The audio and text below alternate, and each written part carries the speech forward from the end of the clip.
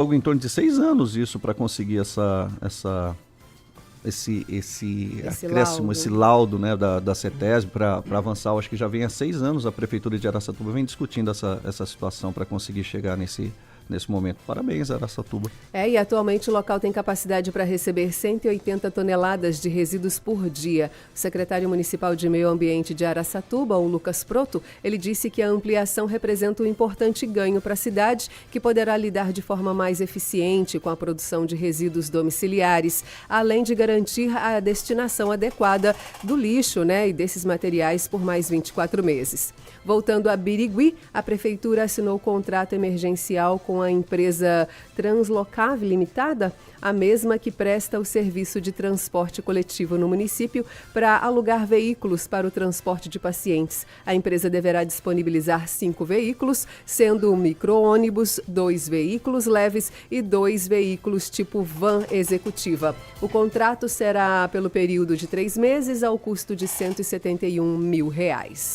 São 11h18, hora de entrevista por aqui.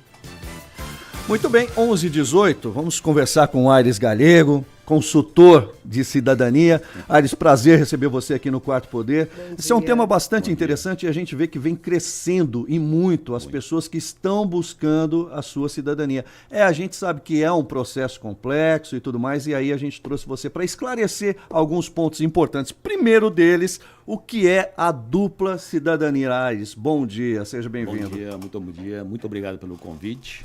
Obrigado pelo convite.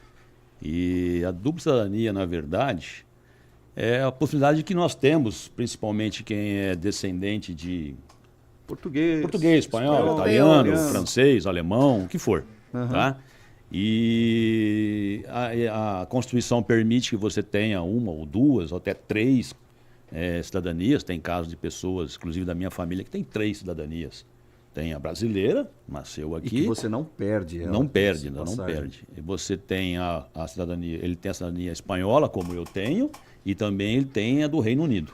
Né? A rainha foi lá e até condecorou ele lá. Sir! Mas é uma coisa importante e é legal, normal, e quem tem a oportunidade precisa fazer. E como que é feito esse processo? Ele é demorado? A partir de que idade? Não, aí é o seguinte, o processo em si, ele é demorado pelo volume de pedidos que existem no consulado da Espanha em São Paulo, ou na Conservatória em Portugal, ou na Itália. Então a demanda é muito grande e eles não têm funcionários suficientes para analisar tudo isso. Não tem idade. Se você, que nem eu sou espanhol, se eu tivesse um filho agora, no outro dia eu posso ir no consulado e registrá-lo como espanhol. Entendi. Porque cada país tem a sua legislação sui generis, cada uma tem um entendimento. Então, tem gente com 80 anos buscando a sua cidadania. E na verdade todo mundo diz, para mim não, mas para os meus filhos, para os meus netos, que é esse que é o objetivo maior de todo mundo. Você é especialista em quais? Italiana, francesa, portuguesa, espanhola? Eu faço a portuguesa e a espanhola. Portuguesa e espanhola. A italiana eu entendo como é que é, mas existem 2 formas de fazer e eu não quero me meter nessa confusão de italiano, não. Mas aí que eu queria saber como que é feito, que tipos de documento a pessoa tem que buscar, a sua árvore genealógica, como que é feito? Bom, a busca é o seguinte. Primeiro, a grande dificuldade que a gente encontra é que as pessoas não têm o conhecimento da sua origem. As pessoas nunca ouviram o vô falando, o pai falando, o tio falando, eu vim de Badim, lá em Portugal. Nasci em Badim, ou eu nasci em Vila Rubim, da onde que meu pai veio. Então as pessoas não conhecem a história. E aí, eles chegam a um ponto de seguinte, meu pai nasceu em Portugal. Tá, muito bem. Que lugar? Nasceu na Ilha da Madeira. Maravilha, que beleza. Ilha da Madeira é um lugar bonito, como dizem eles lá. Mas aí acontece, nasceu na Ilha da Madeira. A Ilha da Madeira é enorme. E lá, então são vários lugares que você tem que pesquisar. E as pessoas não sabem de onde vieram. Então esse é o problema. Quando sabem, facilita bastante, porque a busca é é um negócio complicado, demanda tempo. É uma agulha no palheiro, na agulha verdade. no palheiro. Tem muita gente que não sabe de onde veio. Há algumas certidões, inclusive, que têm custos elevados. Por exemplo, eu sei que existem certidões na Itália que você tem que pagar, Sim. às vezes, 150 euros. Funciona assim. A Espanha não te cobra, ela não te cobra certidão nenhuma.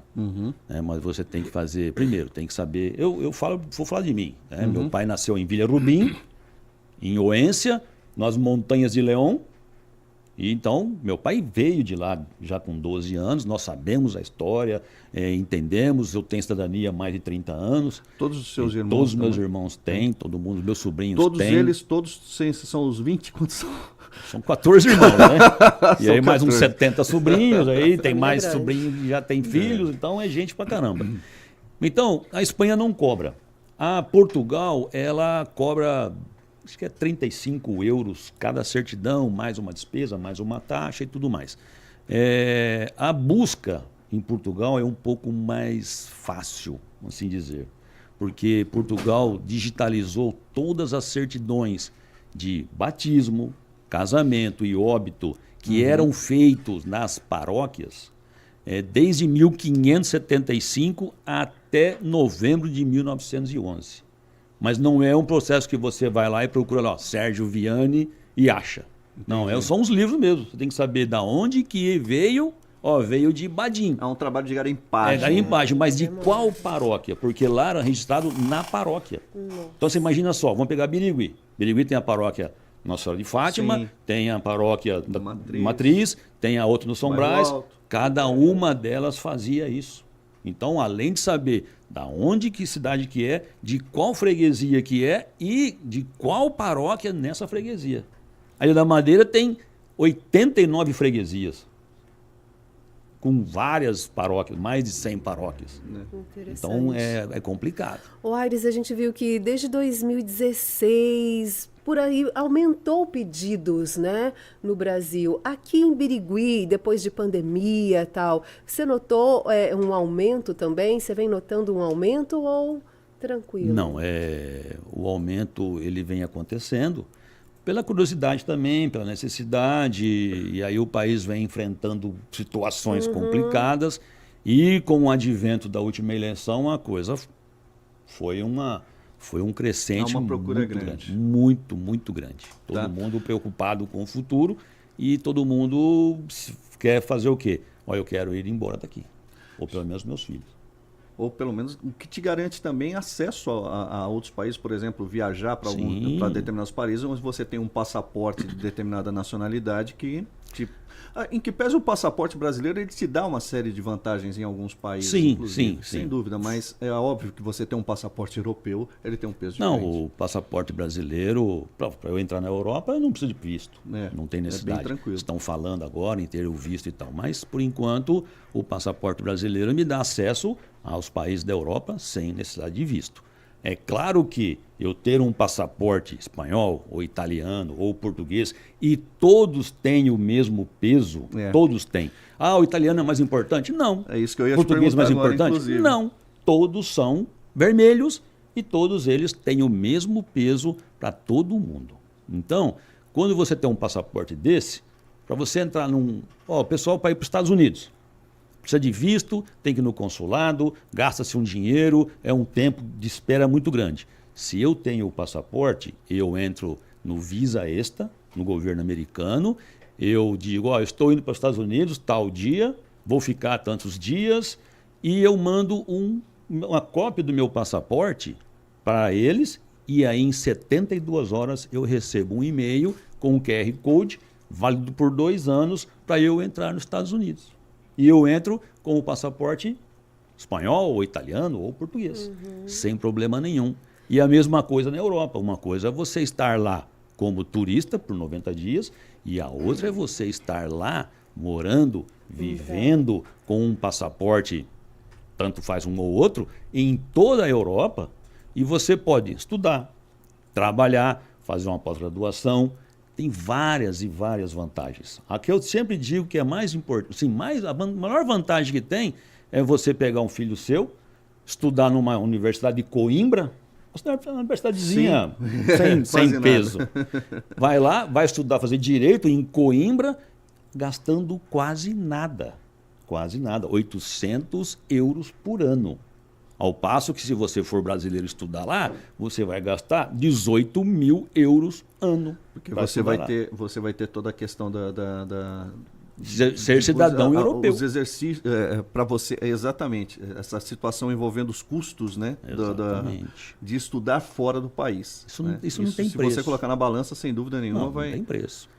Não tem preço. Muito interessante. E eu queria que você pudesse passar, então, dicas. Aquelas pessoas que estão nos ouvindo agora se interessaram, né? Dicas para que o processo possa ser mais tranquilo, né? Já começar uma pesquisa, já conversar entre a Isso família. nasce dentro de casa mesmo, né, Lilian? Dentro Porque de casa. a pessoa vai ter que procurar alguém, por exemplo, um tio, um parente mais velho, para começar a fazer as perguntas e é documentos, impressionante. e juntar documentos. É impressionante, porque as pessoas não conhecem a sua história. Não. E aí, quando você começa a procurar as suas origens, as pessoas ficam até assim, entusiasmadas e ficam felizes de saber, eu não sabia disso, e aí começa a verificar que tem muita história na família,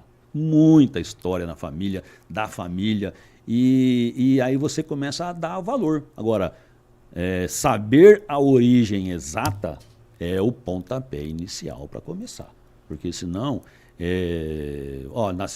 nasceu em Portugal, tá bom. Nasceu em que lugar? Lisboa, mas não é na cidade. Então você tem que fazer toda uma busca para aí você ir fechando. E existem vários locais que você pesquisa. Tem vários sites, várias coisas que você consegue Mas é importante conhecer o localizar. caminho das pedras, né, Não, Aires? Tem que ter tem um que- profissional que saiba realmente trilhar esse caminho, né? Sim. Dá para uma pessoa fazer? Você quer fazer sozinho, por sua conta? Dá. Uhum. Perfeito. Qualquer pessoa que tenha um pouco de conhecimento de legislação, de buscas na internet, consegue fazer. Mas é um trabalho que eu falo que é um trabalho de presidiários. Imagino. Tá, e esse todo processo, vamos dizer assim, ele é administrativo, ele não atinge a área judicial, no Não. caso. Absolutamente não. É somente administrativo. Então, tudo é tratado em Portugal. Quer dizer, não vai ter que recorrer ao judiciário português, ao Não. judiciário espanhol, ao judiciário Não, italiano, nada. É tudo Ministério das Relações Exteriores. Uhum. Então não é jurídico, não tem. A Itália existe algumas coisas em que tem o tempo exato para tramitar o processo e por isso eles entram na justiça por causa disso. Mas é uma outra situação diferente. Muito bom, interessantíssimo o papo de hoje. Obrigado por tirar as nossas dúvidas, né? E muito curioso, é muito interessante. Só uma perguntinha final aqui. O custo disso, Aires? Mais ou menos. Essa é uma pergunta que essa- todo mundo me faz. E eu sempre respondo o seguinte: isso não é custo, isso é um investimento. Sim. É um investimento que você vai fazer para o resto da sua vida, para os seus filhos, para os seus netos e tudo mais. Então, custa caro? Não custa caro, mas é um investimento que tem um peso muito grande na vida das pessoas. Só para a gente encerrar, conta um caso curioso aí para nós. Eu vou contar um caso curioso. Minha sogra conhecia a mãe dela como Maria Gonçalves. E cresceu, casou, e até pouco tempo, com 80 anos, a mãe dela era Maria Gonçalves. No processo de pesquisa para fazer a cidadania portuguesa deles,